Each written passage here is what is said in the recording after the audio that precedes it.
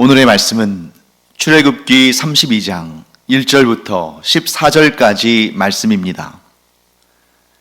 백성이 모세가 산에서 내려옴이 더딤을 보고 모여 백성이 아론에게 이르러 말하되 일어나라, 우리를 위하여 우리를 인도할 신을 만들라. 이 모세 곧 우리를 애굽 땅에서 인도하여 낸 사람은 어찌 되었는지 알지 못함이니라.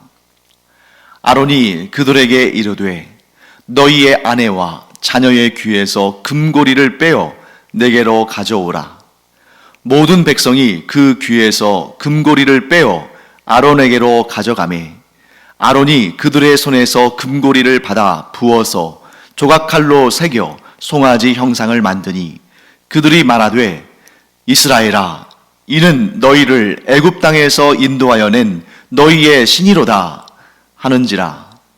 아론이 보고 그 앞에 제단을 쌓고 이에 아론이 공포하여 이르되 내일은 여호와의 절일이니라 하니 이튿날에 그들이 일찍이 일어나 번제를 드리며 화목제를 드리고 백성이 앉아서 먹고 마시며 일어나서 뛰놀더라. 여호와께서 모세에게 이르시되 너는 내려가라. 내가 애굽 땅에서 인도하여 낸 내 백성이 부패하였도다. 그들이 내가 그들에게 명령한 길을 속히 떠나 자기를 위하여 송아지를 부어 만들고 그것을 예배하며 그것에게 제물을 드리며 말하기를 이스라엘아, 이는 너희를 애굽 땅에서 인도하여 낸 너희 신이라 하였도다.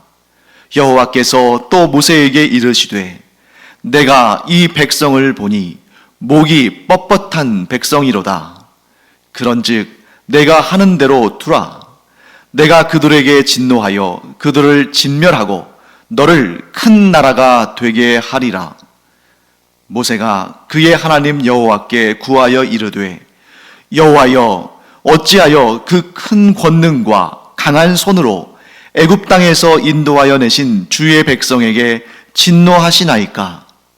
어찌하여 애굽 사람들이 이르기를 여호와가 자기의 백성을 산에서 죽이고 지면에서 진멸하려는 악한 의도로 인도해내었다고 말하게 하시려 하나이까? 주의 맹렬한 노를 그치시고 뜻을 돌이키사 주의 백성에게 이 화를 내리지 마옵소서. 주의 종 아브라함과 이삭과 이스라엘을 기억하소서. 주께서 그들을 위하여 주를 가리켜 맹세하여 이르시기를 내가 너희의 자손을 하늘의 별처럼 많게 하고 내가 허락한 이 온 땅을 너희의 자손에게 주어 영원한 기업이 되게 하리라 하셨나이다. 여호와께서 뜻을 돌이키사 말씀하신 화를 그 백성에게 내리지 아니하시니라. 네, 성경에 많은 사건들이 등장하죠. 성경에 등장하는 가장 끔찍한 사건을 하나 고르라 한다면 사람마다 다양한 그런 사건들이 나올 겁니다. 어떤 분은 아담과 하와가 하나님의 말씀을 어기고 타락한 그 사건을 들 수도 있고, 또 어떤 분은 바벨탑 사건을 들 수도 있겠죠. 또 어떤 분은 노아의 그 홍수 때 사람들이 죄악에 관영했으나 하나님의 그 말씀을 듣지 않고 결국에는 그 홍수에 다 죽은 그런 사건을 들 수도 있습니다. 자, 그런데 출애굽기에서 가장 끔찍한 사건을 하나 꼽으라면 아마도 오늘 우리가 읽은 이 본문에 금송아지 우상을 만들어서 경배한 이 사건을 가장 많이 꼽지 않으실까 싶습니다. 사실 이보다 더 끔찍한 일들도 많았죠. 하지만 이 금송아지를 만든, 또 이 금송아지를 만들어서 그 앞에 제사를 드리고 뛰노는 이런 이 이스라엘 백성들의 이 사건이 끔찍한 이유는 바로 이 사건 이전의 상황과 관련되어 있습니다. 자, 지금까지 우리가 오랜 시간 동안 이 출애굽기를 공부하면서 출애굽 이후에 하나님께서 이스라엘 백성들과 무엇을 맺으셨습니까? 언약을 맺으셨죠. 그리고 하나님께서 그 이스라엘 백성들에게 성막을 짓도록 하시면서, 그래서 그 성막의 크기와 재료와 방법과 이런 것들을 세세하게 알려주시면서 이 성막을 지어라. 내가 너희와 언약을 맺었으니 너희와 함께 거하겠다. 지금 이 시내산에서 하나님께서 이스라엘 백성들과 언약을 맺으시고 또 성막을 짓게 하셔서 이스라엘 백성들과 함께 거하시는 이러한 상황이, 이런 정말 그 어떤 민족도, 역사상 그 어떤 나라도 경험하지 못한 가장 복되고 가장 거룩하며 가장 은혜로운 이러한 하나님과의 관계 속에 그들이 있었는데 며칠이나 지났다고 그들이, 모세가 지금 하나님께 올라가서, 그냥 모세가 또 산에 등산하러 간 것도 아니잖아요. 이스라엘 백성들과 언약하신 하나님께서 이스라엘 백성들에게 주시는 그 말씀들을 받아서 그 말씀을 기록해서 이스라엘 백성들에게 가르치기 위해서 지금 하나님을 뵈러 올라갔고, 또 하나님께서는 그 산에서 친히 언약의 두 돌판, 곧 이스라엘 백성들과의 그 언약 관계의 핵심인 십계명이 기록된 언약의 두 돌판을 친히 만드시고 친히 기록하셔서 모세에게 주시는 그 거룩하고 복된 그 일을 위해서 지금 모세가 시내산에 올라가 있는 상태인데, 모세가 지금 더디 내려온다고, 지금 잘 내려오지 않는다고, 그 며칠 사이에 하나님과 거룩한 언약을 맺은 그들이 우상을 숭배하는, 하나님의 말씀을 어기고 하나님의 그 명령을 어기고 그 언약의 관계를 파기하고 금송아지를 섬기는, 우상을 섬기는 그런 일을 했으니 너무나 극과 극의 이러한 반전이 일어나는 끔찍한 사건 아니겠습니까? 마치 예를 들면 지금은 신랑이신 하나님과 신부인 이스라엘 백성이 결혼식을 올리고 지금 허니문, 그런 신혼기간에 있는데 그 기간 동안에 바람을 핀 것이나 마찬가지죠. 이 혼인의 서약을 어기고 그 배우자의 사랑을 배반하고 우상을 섬기는 것은 곧 영적인 간음이다. 우리가 성경을 통해서 배워서 알지 않습니까? 지금 그런 상황에 있는 것입니다. 하나님께서 진노하시지 않으신다면 그게 더 이상하지 않을까요? 하나님께서 진노하셨습니다. 자, 진노할 만한 그런 상황이지 않겠습니까? 자, 이스라엘 백성들이, 모세가 시내산에 올라가서 하나님을 뵙는데 안 내려오니까 조바심이 나서 아론에게 거의 협박조로 말합니다. 우리를 인도할 신을 만들어내라. 자, 이 말 자체가 얼마나 그들이 하나님을 제대로 알지 못하는지, 그들이 하나님과의 그 언약 관계 속에 있는데 하나님께서 얼마나 그들의 분에 넘치는 그러한 은혜를 베푸시고 그런 언약 관계를 하나님께서 맺으셔야 하는지를 너무나 정확히 알게 되죠. 그들은 하나님에 대한 가장 기본적인 지식조차 제대로 서 있지 않은 그런 상태였습니다. 아론은 또 어떻습니까? 이스라엘 백성들이 그렇게 신을 만들어내라고 하니까 금 귀고리, 귀에 있는 금고리, 금 귀고리를 가져오라고 말합니다. 그리고 그것을 녹이고 그것을 이제 주조하는 거죠. 그리고 거기에 모양을 새겨서 금송아지를 만듭니다. 그리고 그것이 이스라엘 백성들을 이끌어낸 신이라고 말합니다. 그런데 왜 하필이면 금송아지일까? 이집트에서 400년이 넘도록 430년간 종살이를 했던 이스라엘 민족에게 소는 그냥 보통의 짐승이 아니었습니다. 특히 이 이스라엘 사람들이 430년 동안 이집트에서 종살이를 했잖아요. 그 이집트에서 황소의 신 아피스를 섬겼습니다. 그리고 이 황소의 신은 이 이집트에서만 섬긴 것이 아니라 이 목축 문화가 발전한 이 아프리카의 북부에서부터 시작해서 이 아시아의 서부, 즉 우리가 그 근동아시아라고 부르는 고대 근동아시아, 이 중동지방, 이 지역에서는 소는 풍요와 다산의 존재로 그들에게는 아주 소중한, 심지어 아주 거룩한 존재로 여김을 받았다는 것이죠. 그럴 수밖에 없는 것이 이 목축 문화에 있어서 소는 그들이 키우는 모든 가축들 가운데 가장 값비싸고 가장 귀한 그런 짐승이죠. 또 농경 문화에 있어서도 마찬가지입니다. 농경 문화에서도 이제 기계가 농사를 돕기 전에는 소가 그 농사에 있어서 가장 큰 힘이 되고 가장 큰 유익을 가져다 주는 것이죠. 그래서 이 지역, 이 고대 근동아시아와 아프리카 북부 이 지역에 있어서 가장 그들에게 있어서 도움을 많이 주는 짐승이 소고, 또한 그들의 목축이나 농경 문화에 있어서도 가장 가치 있는 짐승이 소였기 때문에 소는 풍요와 다산의 의미로 받아들여졌고, 그래서 지역마다, 그 나라마다, 민족마다 소를 우상으로 섬기는 그런 문화가 그들 가운데 있었습니다.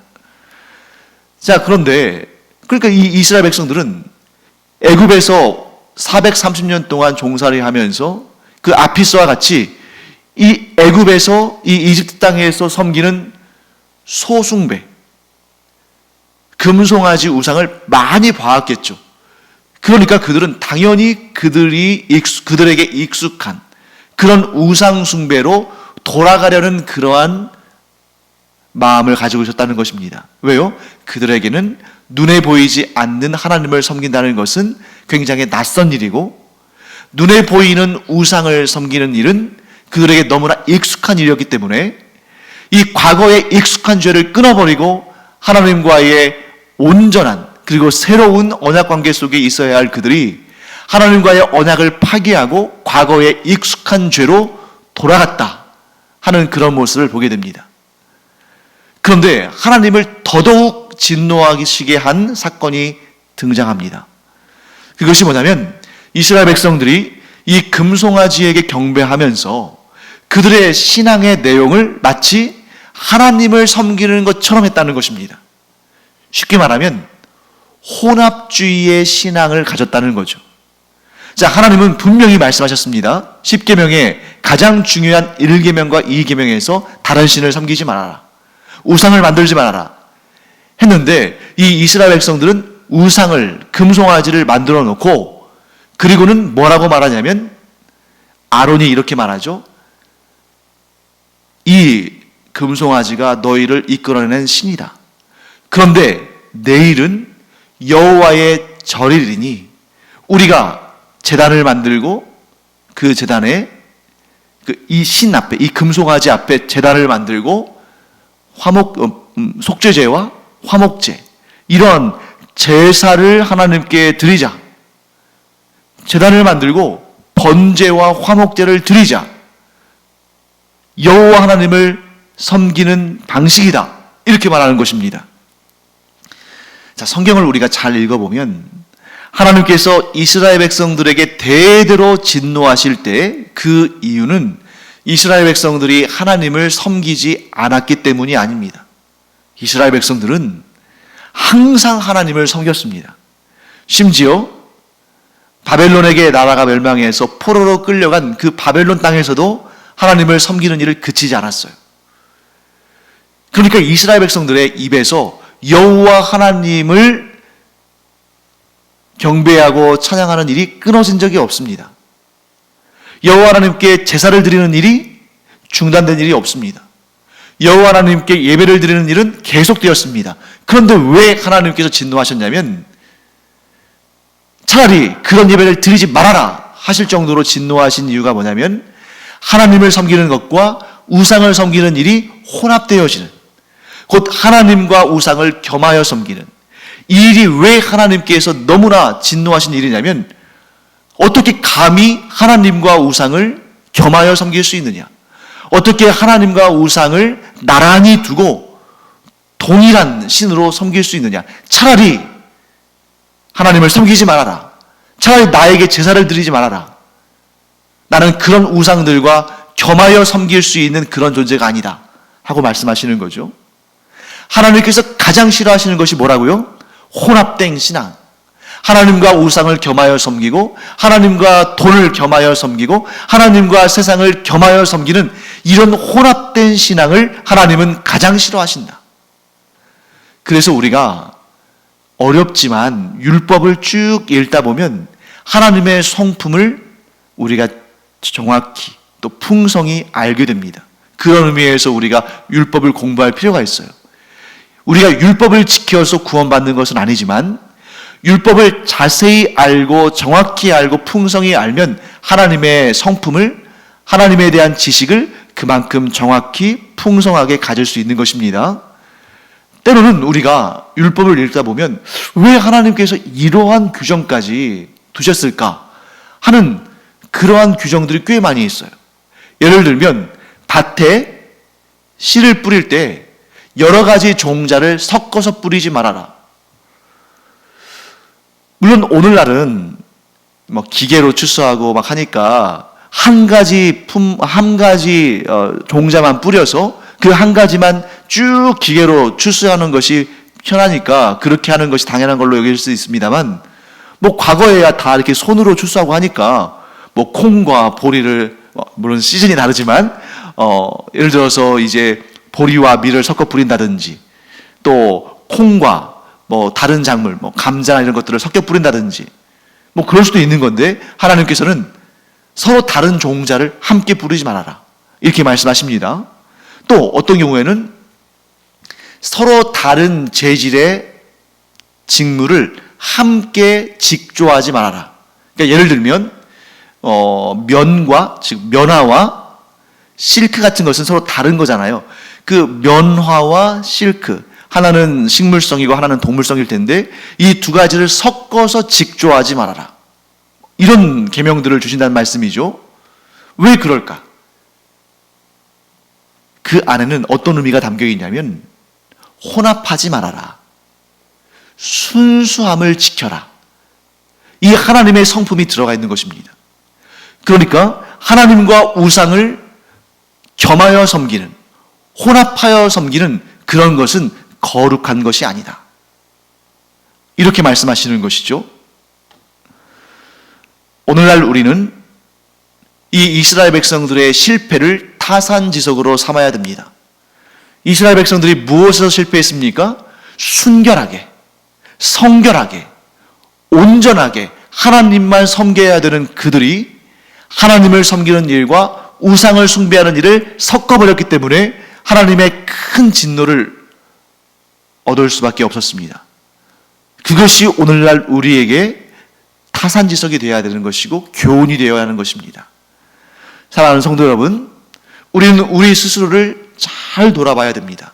오늘 나의 신앙이 하나님께서 원하시는, 하나님께서 기뻐하시는, 하나님께서 강조하시는 하나님만 섬기는 순수한 신앙인지, 아니면 하나님과 우상을 겸하여 섬기거나 하나님과 재물을 겸하여 섬기거나 하나님과 이 세상의 쾌락을 겸하여 섬기는, 하나님과 하나님 아닌 다른 무엇인가를 섞어서 혼합하여 숭배하는 그러한 혼합된 신앙이 우리 가운데 있는 것은 아닌지 우리는 스스로 돌아봐야 됩니다. 하나님과 견줄 수 있는 것은 그 무엇도 없다. 우리는 오직 하나님만을 나의 주인으로 섬기며 살며 다른 그 어떤 것도 하나님과 같이 섬기지 않는다. 하나님의 자리에 두지 않는다. 나의 마음에, 나의 인생의 주인의 자리에 놓지 않는다. 꼭 기억하고 실천하기 바랍니다. 자, 그 다음에 이제 이 마지막으로 아주 중요한 내용인데요. 주제가 이것입니다. 이 질문을 우리가 할 수 있는데요. 과연 하나님도 뜻을 돌이키시는가? 하나님도 과연 뜻을 돌이키시는가? 하는 그런 질문입니다. 뜻을 돌이킨다는 것은 무엇인가 잘못 생각하고 잘못 판단하고 잘못된 것이 드러나서 그 뜻을 바꾼다는 것을 의미하기도 하잖아요. 그러니까 우리가 신학적으로 깊이 들어가면 어찌 보면 뭐 간단한 문제인 것처럼 보이지만 아주 중요한 문제일 수 있죠. 하나님께서 과연 뜻을 돌이키시는 분이신가? 자, 왜 그런 질문을 하게 됩니까? 하나님은 완전하신 분이시다. 하나님의 뜻은 진리이고 완벽하고 완전하다. 하나님은 진리이시고 하나님은 의이시고 하나님은 완전하신 분이시라면 하나님께서 뜻하신 것은 반드시 이루어지고 그 진리와 온전하신 하나님은 그 뜻을 돌이키실 필요가 없고 돌이키셔도 안 된다. 왜냐하면 하나님의 뜻은 완전하기 때문에. 하나님의 판단은 항상 옳으며 하나님의 뜻은 반드시 이루어져야 한다. 그렇기 때문에 하나님은 그 뜻을 돌이키시면 안 된다. 이러한 공식, 이러한 논리적인 흐름이 가능합니다. 그래서 하나님께서 성경을 보시면 오늘 본문에도 나옵니다만 맨 마지막 절 14절에 하나님께서 뜻을 돌이키셨다. 그래서 이스라엘 백성들에게 화를 내리지 않으셨다. 이런 내용이 나오잖아요. 참 그런 내용을 우리가 이렇게 신학적으로 교리적으로 풀어갈 때 어려움을 느낀다는 거죠. 하나님은 완전하신데 하나님의 판단은 항상 옳으신데 하나님은 실수하지 않으시는데 하나님은 판단 착오를 하지 않으시는데 그렇게 완전하고 그렇게 진리이시며 그렇게 온전하신 하나님, 실수하지 않으시는 하나님은 반드시 그 뜻을 품으셨다면 그 뜻이 그대로 이루어져야 되는 것 아닌가? 하나님께서 결정을 내리셨다면 반드시 그 결정대로 이루어져야 되는 것 아닌가? 그런데 왜 하나님께서 뜻을 돌이키시는가? 쉽게 생각하면 쉽게 별거 아닌 것처럼 여길 수 있습니다만 어렵게 생각하면 한없이 어려운 문제죠. 하나님께서 과연 그 뜻을 돌이키시는 것이 합당한 일인가? 자, 오늘 본문의 말씀들을 보면 하나님께서 이스라엘 백성들에게 진노하시다가 모세가 하나님께 간절히 말씀을 드리니까, 그러니까 하나님을 이제 설득한 거죠. 하나님께 이렇게 말씀을 드리니까 하나님께서 모세의 말을 들으시고 뜻을 돌이키시사 이스라엘 백성들에게 화를 내리지 않으셨다. 이게 이제 성경의 기록이죠. 자, 그렇다면 둘 중에 하나 아닙니까? 하나님께서 뜻을 돌이키셨다는 것은 둘 중에 하나다. 하나는 하나님의 생각과 판단이 틀리셨거나, 즉 하나님의 생각과 판단이 틀리셔서 하나님께서 곰곰이 생각해 보시니까 아니 이건 너무 과한 것 같다, 틀렸다, 그러니까 내가 뜻을 돌이키겠다 이렇게 하신 것이거나, 다른 하나는 모세가 하나님보다 옳았거나, 하나님께서 모세의 말을 쭉 들어보시니까 내가 생각한 것보다 모세의 말이, 모세의 논리가 더 일리가 있고 설득력이 있네. 그래, 그러면 내가 내 뜻을 돌이키겠다. 이제 이런 식으로 모세가 하나님보다 더 옳았거나. 자, 어느 쪽이겠습니까? 하나님의 판단이, 하나님의 생각이 틀린 것입니까? 아니면 모세가 하나님보다 더 옳은 것입니까? 둘 다 아니잖아요. 우리는 분명히 이렇게 고백합니다. 하나님은 틀리지 않으신다. 하나님은 실수하지 않으신다. 하나님은 항상 옳으시다. 하나님은 항상 진리이시다. 하나님의 뜻은 항상 바르다. 동시에 또 우리는 이 사실도 알고 있습니다. 그 어느 누구도, 그 무엇도 하나님보다 더 옳을 수는 없다. 하나님은 완전함이시고 하나님은 완전히 옳으신데 피조물이 어떻게 하나님보다 더 옳을 수가 있겠습니까? 그러니 어려운 거죠. 이 둘 다 아니라면 그러면 왜 하나님께서는 뜻을 돌이키셨는가? 사실 여러분, 하나님은 뜻을 돌이키실 필요도 없으셨고 그럴 이유도 없으셨습니다. 하나님께서 하나님과의 언약을 파기하고 하나님께서 가장 싫어하시는 우상을 섬긴 그 이스라엘의 분명한 죄에 대해서 하나님의 뜻대로 그들을 진멸하신다 할지라도 누가 항변할 수 있습니까? 누가 하나님이 의롭지 않다고 말할 수 있습니까? 누가 하나님을 향해서 불평하고 원망할 수 있습니까? 결코 그럴 수 없는 것이죠. 하나님의 진리대로, 하나님의 의로우심대로, 하나님의 판단대로 하시면 그만인 것입니다. 온전한 의로움 앞에서, 완전한 진리 앞에서 누가 하나님께 항변할 수 있습니까? 누가 하나님 앞에 하나님이 잘못됐다고 말할 수가 있습니까? 그렇기 때문에 오늘 모세가 하는 말을 여러분이 자세히 들여다보십시오. 모세는 이스라엘 백성들을 변호하지 않습니다. 변호라는 것이 무엇입니까? 사실은 당신이 생각하는 것처럼 그렇게 잘못한 거 아닙니다. 당신이 생각하는 것처럼 그런 뜻대로 된 거 아닙니다. 이게 이제 변호잖아요. 그런 잘못 저지르지 않았습니다.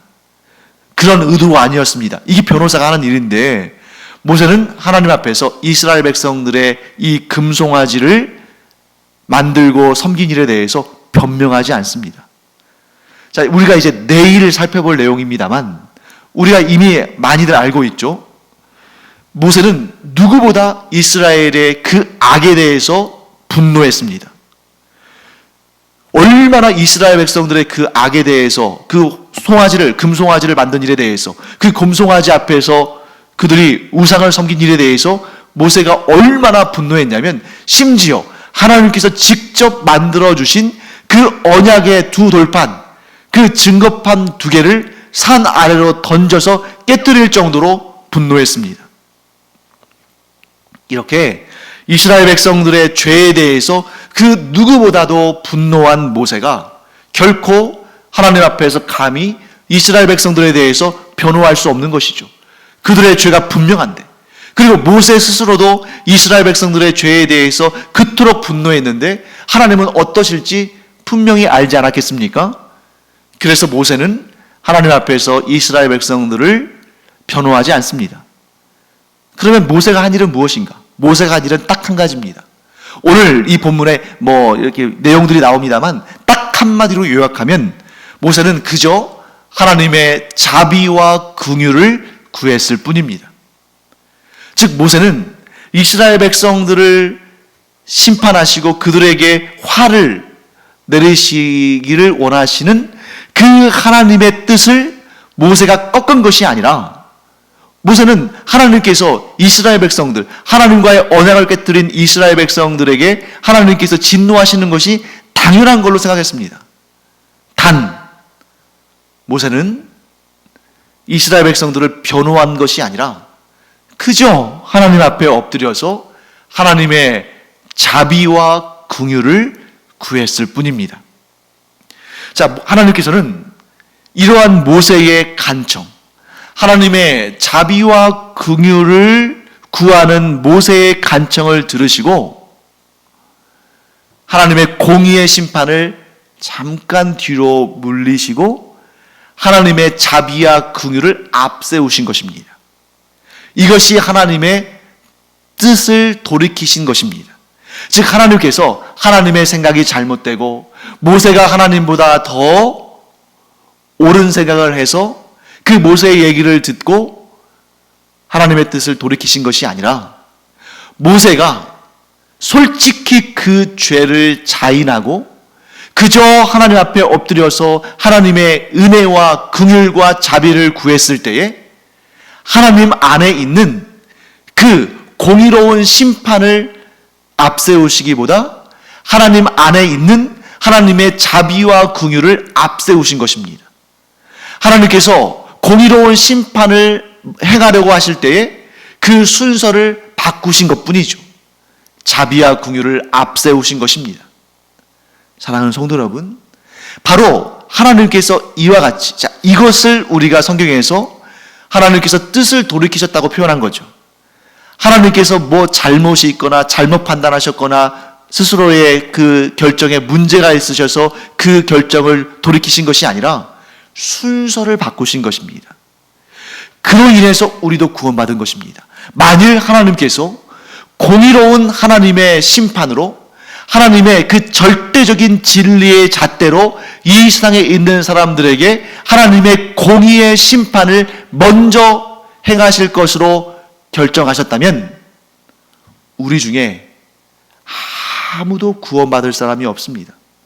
우리는 모두 그 하나님의 엄중하신 그 두렵고 무서운 심판 아래 다 영원한 심판과 영원한 멸망을 당할 수밖에 없는 자들입니다. 그런데 하나님께서 그 공의로운 심판을 행하신다고 해서 누가 하나님 앞에 항변할 수 있으며 누가 우리를 변호할 수 있겠습니까? 그런데 하나님께서 그 뜻을 돌이키사, 그 뜻이 잘못돼서가 아니라 그 뜻을 돌이키사 자비와 긍휼을 먼저 베푸신 것입니다. 오늘날 우리가 이렇게 신앙생활하며 천국에서의 영생의 구원을 우리가 이 땅에서 믿음으로 얻으며 또한 우리가 이 세상을 떠날 때 천국에서 영생의 구원의 은혜를 누릴 수 있는 것은 바로 하나님의 이 긍휼과 자비와 은총 때문입니다. 그런데 오늘날 많은 사람들이 뭐라고 말하냐면 이렇게 하나님께 따져 묻습니다. 하나님께서 계시다면, 하나님이 존재하신다면 어떻게 이 세상에 이런 불의한 일들이 이렇게 많이 나타날 수 있는가? 왜 하나님께서는 이런 불의한 일들을 가만 보고 계시는가? 왜 그런 불의한 자들을 가만 놔두시는가? 그렇게 항변하는 사람들 많이 있죠. 특히 우리 그리스도인을 향해서 이 세상에 하나님 믿지 않는 사람들이 막 따져 묻습니다. 당신들이 믿는 하나님이 계시다면 왜 이런 악독한 일들이, 왜 이런 악한 자들이 판을 치며 이 세상에 살아가고 있는가? 어떻게 이 세상에 하나님이 계시다고 말할 수 있는가? 이런 악인들과 이런 악한 일들이 이렇게 벌어지고 있는데, 네, 그런데 만일 그들의 요구대로 살아계시는 하나님께서 하나님의 공의를, 하나님의 그 완전하신 공의를 이 땅에 실현하시는 그 일을 먼저 행하신다면 우리 가운데 단 한 사람도 구원받을 자가 없습니다. 그런데 하나님께서 이 죄 많은 세상을, 이 죄 많은 사람들을 불쌍히 여기셨어. 그 은혜와 자비와 긍휼로 하나님의 그 은총을, 하나님의 그 자비와 긍휼을 먼저 베푸시기로 하나님께서 그렇게 뜻을 정하셨기 때문에 우리가 구원받고 하나님을 향해서 지금 하나님 믿지 않으면서 하나님을 향해서 원망하고 불평하는 그들도 구원받을 수 있는 가능성을 열어두신 것입니다.